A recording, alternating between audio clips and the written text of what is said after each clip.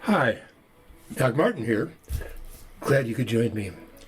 Today, I'm going to introduce a series of videos on challenging behaviors in individuals, both children and adults, with autism and other developmental disorders.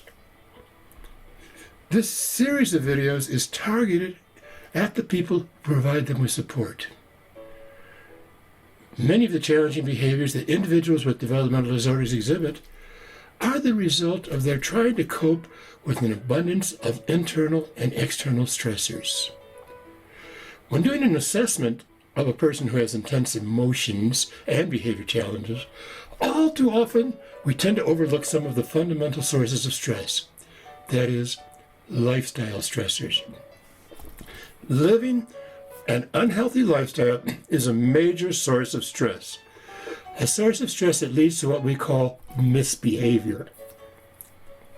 My starting point is always to assume that what is frequently called misbehavior is a stress-related behavior. To paraphrase Ross Greene of the Explosive Child book fame, the person is doing the best he or she can under very stressful circumstances. Much of the behavior we think of as willful, manipulative, attention-seeking, unmotivated, defiant, or controlling takes on an entirely different look when you look at them through the lens of an involuntary stress response.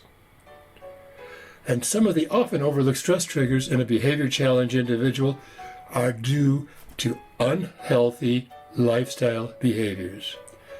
Unhealthy lifestyle behaviors are not the only source of stress for people with intense emotions and challenged behaviors. Other important ones are medical stressors, sensory stressors, emotional stressors, cognitive stressors, and social stressors. But unhealthy lifestyle stressors are often overlooked when identifying stress triggers and when doing a functional analysis of problem behavior.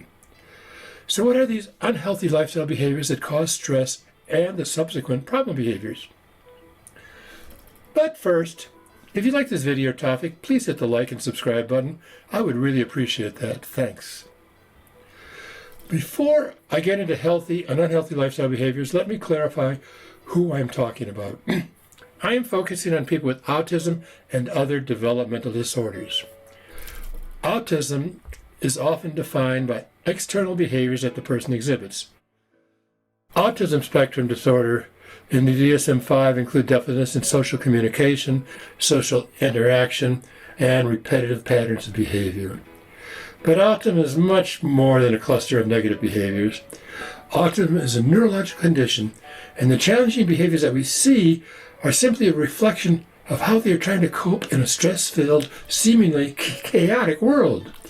The result of this chronic stress on the brain and body can adversely impact their health and vitality. Now, excessive stress is also a big problem for individuals with other developmental disorders because of its frequency and intensity. And for this group too, many of the challenging behaviors that we see are involuntary ways of coping with negative life stressors. What do I mean by other developmental disorders? What disorders am I referring to? Well, in addition to people with autism spectrum disorders, I'm including people with intellectual disabilities. One major subset of this population are people who have overall developmental delays. But I'm also talking about people with Down syndrome, Fragile X syndrome, fetal alcohol syndrome, and Prader-Willi syndrome.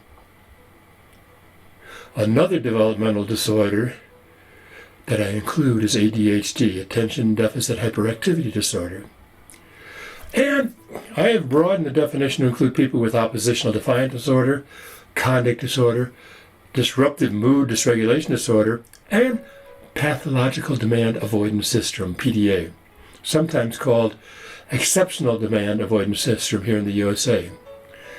PDA is not a recognized DSM-5 disorder, but is a subset of individuals on the spectrum who have extremely challenging behaviors.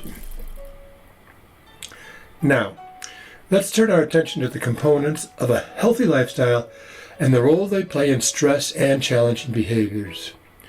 In some of my previous videos, I talked about 7 healthy lifestyle behaviors and how they are important for people who provide support to individuals with developmental disorders. I want to go over them again, but with a slightly different listing of them this time. In previous videos, I talked about physical, nutrition, exercise, sleep, and mental healthy habits, maintain a strong social network, keeping an active mind, managing stress, and a combination of both physical and mental habits, maintaining a healthy weight.